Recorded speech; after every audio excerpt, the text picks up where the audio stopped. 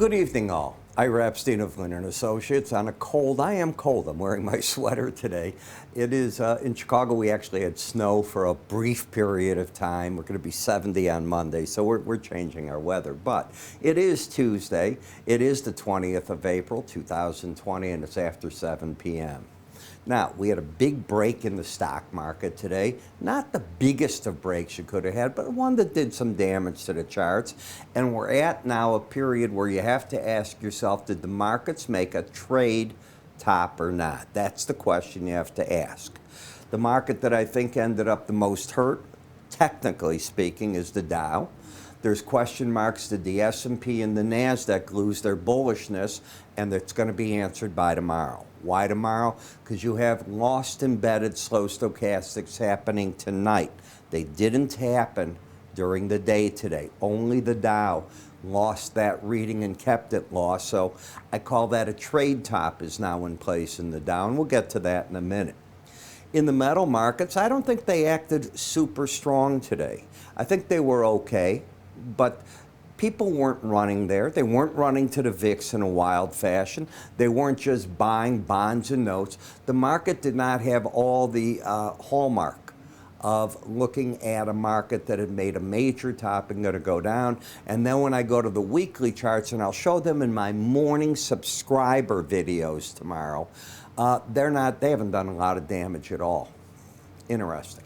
Okay. So we get to the S&P 500 index, and we're down so far for the week, going in today's Wednesday's trade already, 1.32%. I don't think you're going to be able to say that's a very big break. When we step over and we go over to the daily S&P chart, well, now we get something a little more interesting in that we have a market that didn't take out a prior break low. It might. The pattern is still higher lows and higher highs. Okay. The 18-day average of closes is where the most likely support, if it continues down through that number, will come in, 40.76. The resistance, well, it wasn't the Bollinger Band, it was here, but then you drifted right, and we talked about that. What did happen here is, are you going to lose the embedded reading? Now, here's the close of business today. Tuesday, April 20th. Remember, we're already into Wednesday's session. You did not lose the embedded reading. You're flirting. Eyes blinking, flirting. You're flirting with losing it, and it'll be determined by how deep a break tonight you have, even if you recover. What will set the number down, not up, is how deep from 41.20 you break. Right now, you're sitting just a point over it, so it's a very quiet evening. But the further you break, even if you make that up to unchanged, the way that the math works in this, it'll take that index, that number, that red line down. That would be a sign that the uptrend, this leg of it, has come to an end. It does not mean the big bull trend is over. It does mean a trading top is likely in place. We haven't reached that point to say that yet. When you come to the NASDAQ, I'm going to take you back to the close today. Here you are, still embedded. Therefore, what took over the chart was the momentum, not the chart action. You lose it on the opening, the reopening tonight. You're down on the reading to a reading of 76. It's not far enough down to say it can't be made during the day. Back up. You're about 8 points off the low of the day, mid-session, if you look where you're at, about halfway in the trading range. But you need a pop in this to the upside and in the S&P to keep your trends upward. If you don't get that, then I'm going to look for 13,588 in the market.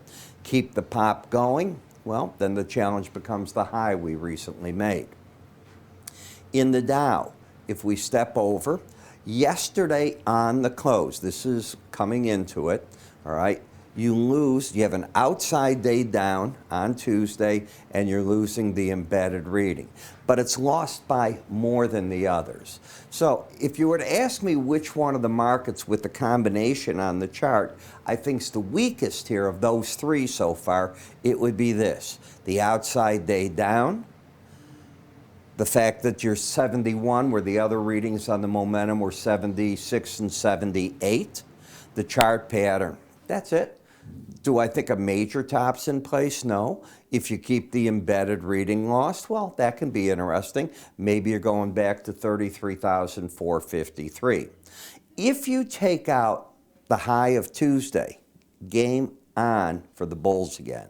But I do think out of the three I've mentioned, this is the weakest. Now, the Russell may have seen a low today. And you're going to go, what's he talking about? That's what I'd say.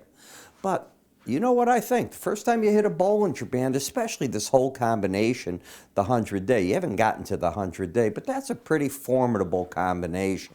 Plus, you've been going sideways. I don't think you're going to break out of that just yet. Plus, if there's a rotation in the market, that could be it. Now, one of the things that set off the problems in the NASDAQ was the FANG stock, and the FANG stock being Netflix. They didn't get anywhere near the subscribers that they were looking for. And that set the market off about 11%. I don't know where it's at in the aftermarket right now, but it got hit pretty hard. In the VIX, if everybody was panicking, why are you only up on the close 1.8%? That's not a panic move. You know that when you lost the embedded reading, I was looking for the 18-day average of closes. You got it. First time you hit a lower Bollinger Band back there, I was looking for it to come there, but I think it took too long. I said that yesterday.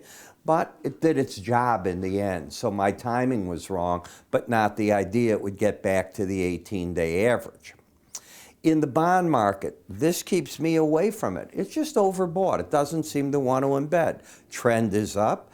You had this attack of the Bollinger Band. It fell back. Where's the long-term buying if people are fearful that the stock market's cratering? I'm not seeing it. That doesn't mean you can't go higher. I'm just not seeing it. Maybe it's something wrong with me.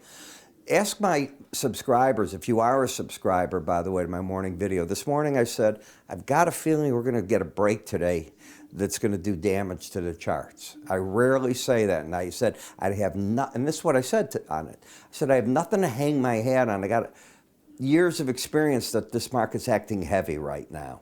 I said, it's not losing its overall trend. And I'll stick with that. You haven't done damage on the weekly charts yet. You might, but you haven't as of this time, the way that I analyze the chart. And believe me, there's people that do it better than me. When I look at this slow stochastic here, okay, same thing.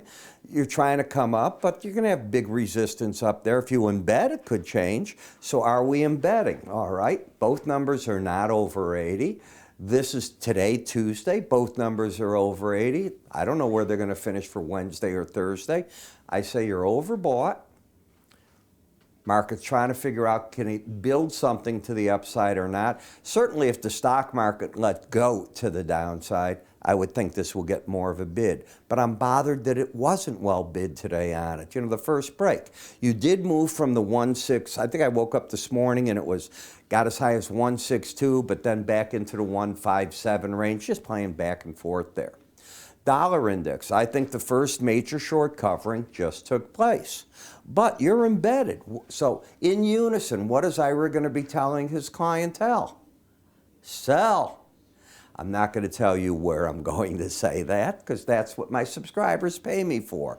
But this is a zone of short covering, a bounce. As long as you keep the embedded reading in place, I haven't seen a change. And on the euro, what do you think would be the first spot to come out? First challenge of the Bollinger Band, and certainly the combination of the two, the 100-day average, and my Jove, look at that. But is this trend over? You just embedded. Lose the red line under 80, get the red line over 20, and I'll say, yeah, that was it. The market saw those corrections, and that's it. But I'm not saying that. I'm saying these are still trending markets that maybe want to pull back here and rally a bit in the dollar, but they're not saying it's over. I think playing the British pound to stay over the upper Bollinger Band, fool's game. Doesn't mean it can't go higher. I could be dead wrong, but it rarely does that.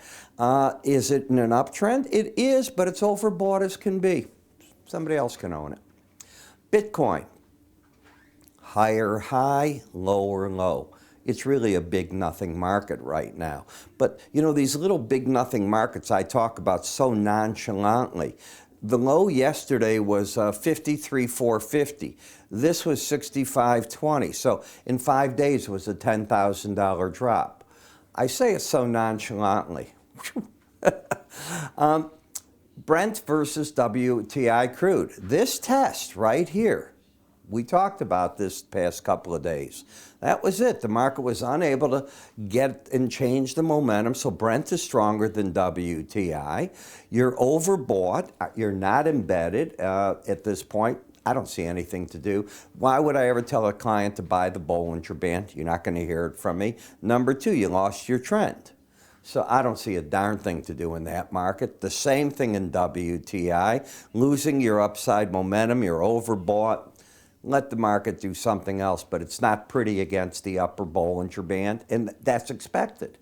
Same thing here. Do I not teach that in the course that I just put out? Remember, I've given an enhanced Bollinger Band course. It's on the website. It's going to take you to a level of Bollinger Bands you've not seen before. I really believe what I'm saying on that. It is not the basics of what is a Bollinger Band. Don't take the course if you don't understand that. It will not start at that point. It's the graduate level. You know what a Bollinger Band is. Now you want to learn the intricacies of how to trade against it. I give you my ideas. Are they all going to be correct? Of course not. I don't walk on water. But is it stuff I don't think you've seen? A way to work with it? Oh, yeah. Very interesting, too. 13 chapters, easy to get with. All right, momentum here. Pointing down, failure against the upper band. Zero surprise on that. Got it? I know one of you wants me to cover natural gas. Be a subscriber. I will rotate these from time to time, but no, this is not meant to replace my subscription video. So please understand that. I want to be paid like you go to a doctor, an attorney, anybody else. $7.95 to give it a try and learn about it. Too much money.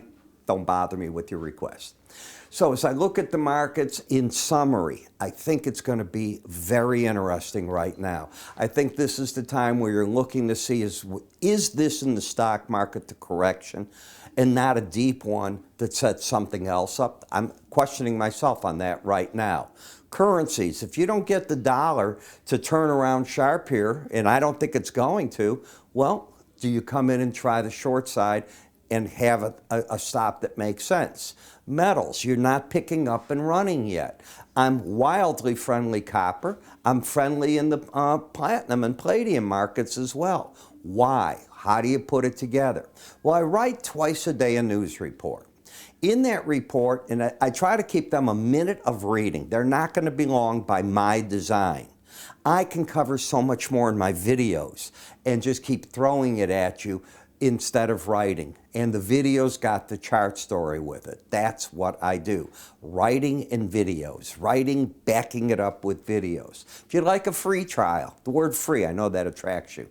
Go to our website, sign up for our free trials, and away you go. I'm Ira Epstein. Thanks for watching. I'll see you tomorrow.